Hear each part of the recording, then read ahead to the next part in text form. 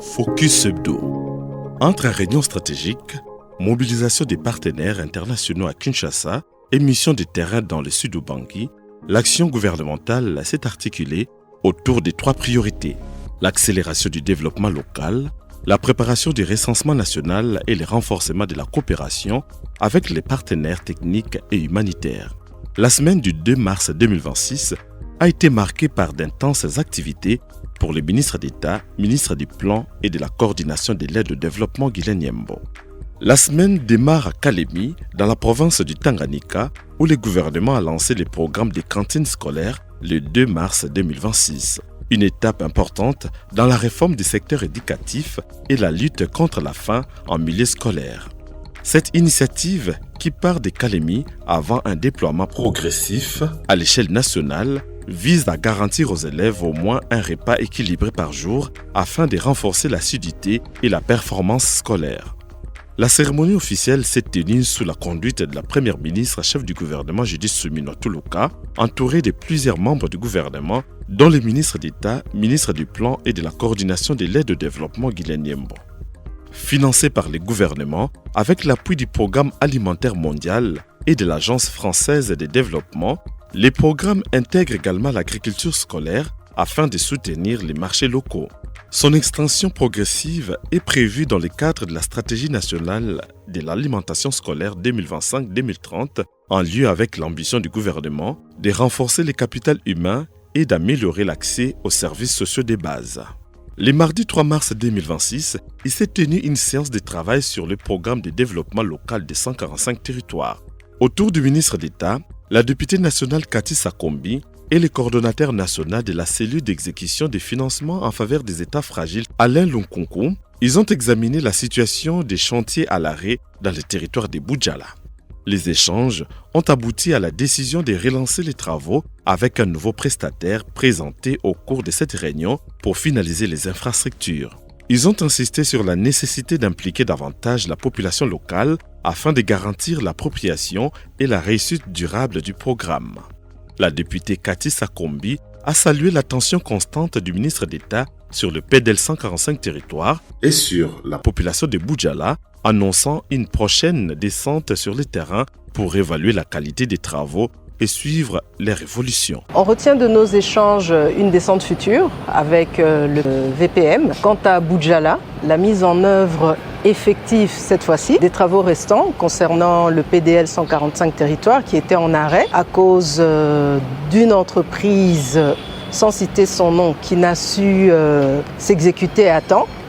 Et là, nous repartons avec une nouvelle équipe, une nouvelle entreprise qui, elle, a eu à œuvrer à Libenge, où les travaux ont été exécutés à 100%, la qualité certifiée. Et le PDL, comme vous le savez, c'est un programme phare du chef de l'État et que nous portons à cœur et que nous tenons à voir à Boudjala.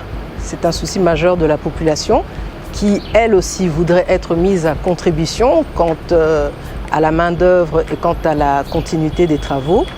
Et la réunion s'est très bien déroulée. Le VPM qui est constamment à l'écoute des cris des enfants de Boudjala sera à Boudjala dans les jours prochains pour vérifier la qualité des travaux de ce qui a été fait et de ce qui reste à faire. Le mercredi 4 mars 2026, le ministre d'État a reçu une délégation de l'organisation Avocats sans frontières conduite par son nouveau directeur pays, Victor Audan. Présente en RDC depuis 2002, l'organisation met en œuvre plusieurs programmes portant notamment sur la justice transitionnelle, l'amélioration de l'accès à la justice, les renforcements de la justice communautaire et étatique, ainsi que l'appui aux réformes du secteur judiciaire. Les échanges ont porté sur les perspectives des collaborations, notamment l'appui à la digitalisation des systèmes judiciaires et l'extension des activités dans certaines zones affectées par les conflits. L'objectif de cette réunion était de pouvoir, moi, me présenter en tant que nouveau représentant d'Avocats sans frontières, avoir un échange aussi, pouvoir remettre à jour nos activités, les activités que nous menons actuellement à la connaissance du ministre. Et pouvoir aborder des questions d'ordre plus stratégique afin de renforcer la collaboration entre Avocats sans frontières et le ministère du Plan, qui est notre ministère de tutelle, mais aussi dans son horizontalité avec le ministère de la Justice et le ministère des Droits humains. Actuellement, le mandat d'Avocats sans frontières, il est de renforcer l'accès à la justice, de promouvoir l'état de droit, de promouvoir les droits humains et de renforcer la protection des droits humains. Et par cela, de manière un peu plus précise, ça nous amène à travailler notamment sur les questions de détention, de protection des détenus, de travailler aussi beaucoup, et c'est le travail que nous menons depuis le plus long terme ici, sur les questions de justice transitionnelle, d'appui à la justice militaire, et de travailler aussi sur l'accès à la justice de manière globale, la justice communautaire et ses liens avec les justices étatiques. Les mêmes jours, en marge du Forum national des affaires coutumières, organisé par le ministère de l'Intérieur, Sécurité, Décentralisation et Affaires coutumières à Kinshasa, Guillen Yembo a lancé un appel aux autorités coutumières afin qu'elles s'engagent pleinement dans la réussite du deuxième recensement général de la population et de l'habitat. Initiative portée sous l'impulsion du président de la République Félix Tshisekedi et mise en œuvre par le gouvernement de Judith Suminwa Tuluka, le deuxième recensement général de la population et de l'habitat doit permettre à la RDC de disposer enfin de données démographiques fiables 42 ans après le recensement de 1984. Dans cette perspective, le ministre du Plan, avec l'appui du Fonds des Nations Unies pour la population et d'autres partenaires techniques, a engagé une vaste campagne de sensibilisation des parties prenantes avant la table ronde des bailleurs prévue pour le 23 mars à Kinshasa. Face aux leaders coutumiers, le ministre d'État a rappelé leur rôle central. Les représentants résidents du Fonds des Nations Unies pour la population, Alain Akpadji, a pour sa part réaffirmé l'engagement de l'agence onusienne à accompagner ces processus, soulignant que les recensements constituent un levier stratégique pour le développement des entités locales.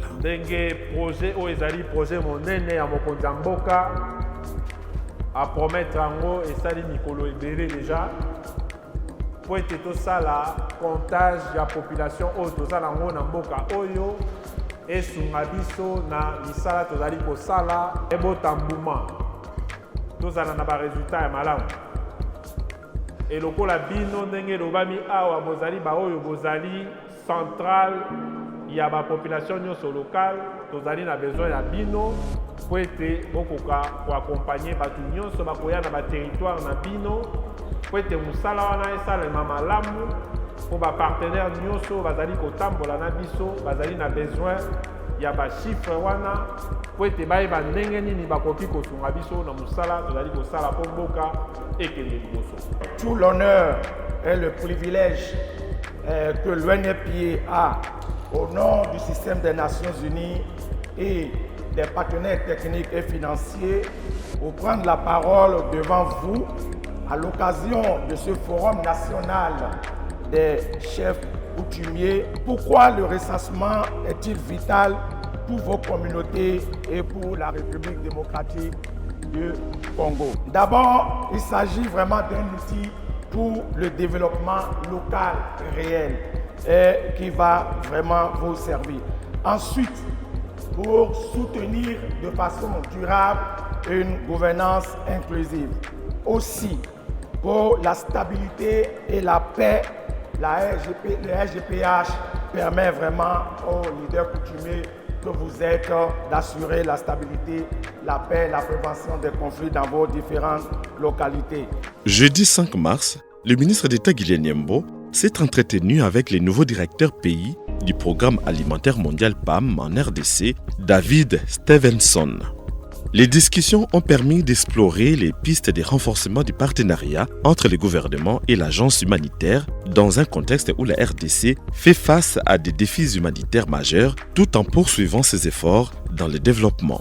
Le ministre d'État a insisté sur l'importance d'articuler l'action humanitaire avec les investissements de développement, en particulier dans les territoires, afin d'offrir davantage d'opportunités économiques aux populations. C'était mon première visite officielle au ministère. Lui est le ministère le plus important, c'était le ministère clé pour la collaboration entre la PAM et le gouvernement de RDC. Donc c'était une opportunité pour moi de lui écouter de la stratégie, de le plan, du ministère du plan et de développement.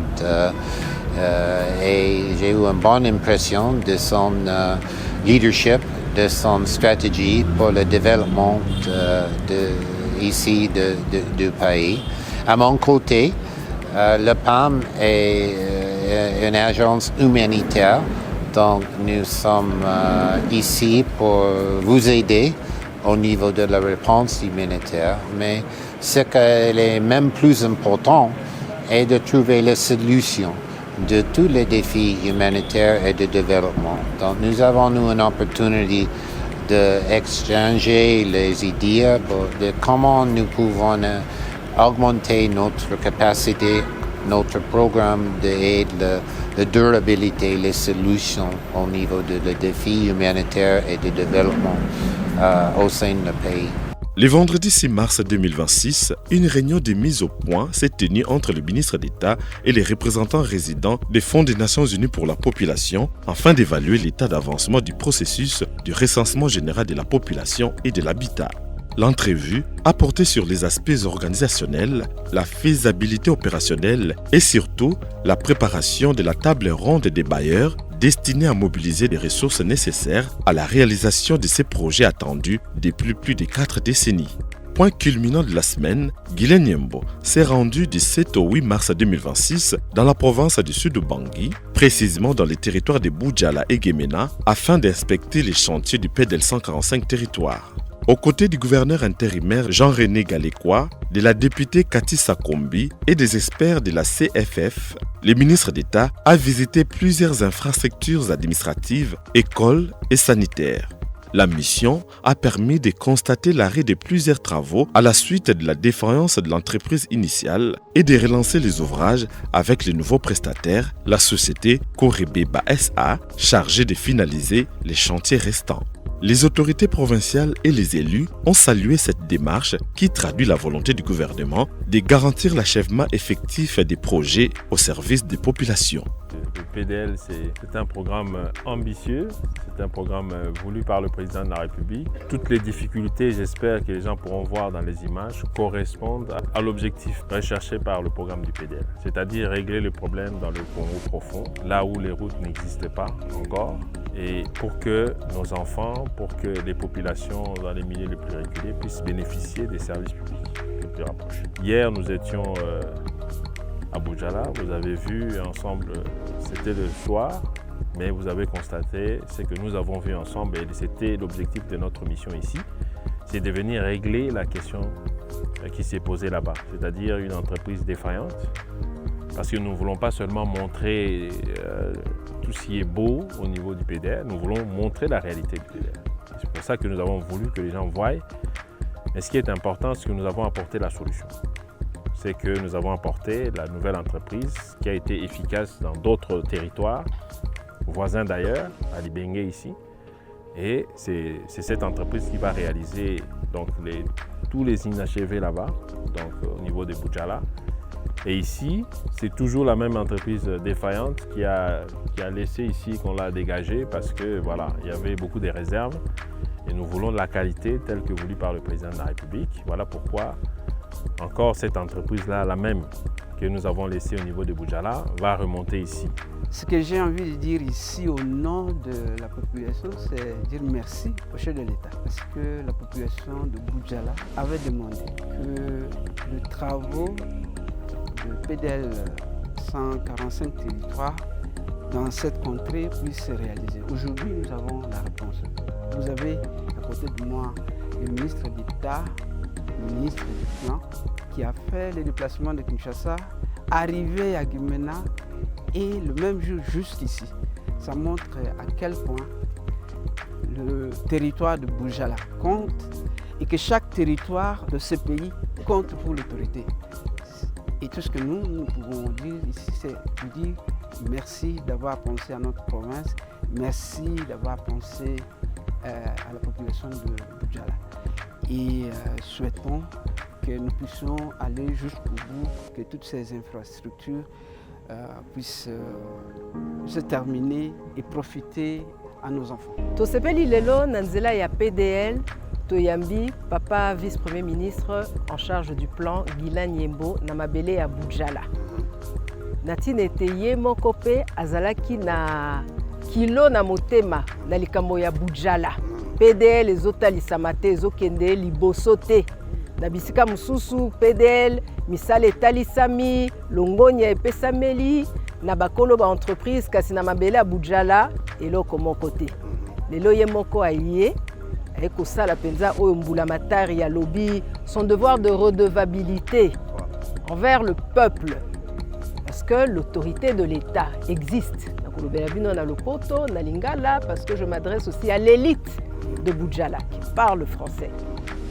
Aye lelo na mabele na Bujala, kosala constat ya misala, aye kosala constat ya oyo salemi, pe oyo etikali et salema. De Kinshasa au sud de Bangui, la semaine du ministre d'État a ainsi été marquée par une double dynamique, renforcer les outils de planification nationale, notamment avec le deuxième recensement général de la population et de l'habitat, et accélérer la mise en œuvre des projets concrets dans les territoires, à l'image du PDL 145 territoires. Une approche qui illustre la volonté du ministre d'État Guilain Nyembo de lier planification stratégique, mobilisation des partenaires et action de terrain afin de consolider les bases d'un développement durable et inclusif pour la République démocratique du Congo. Tous sont engagés, tous mobilisés pour planifier, pour moderniser et pour transformer des vies.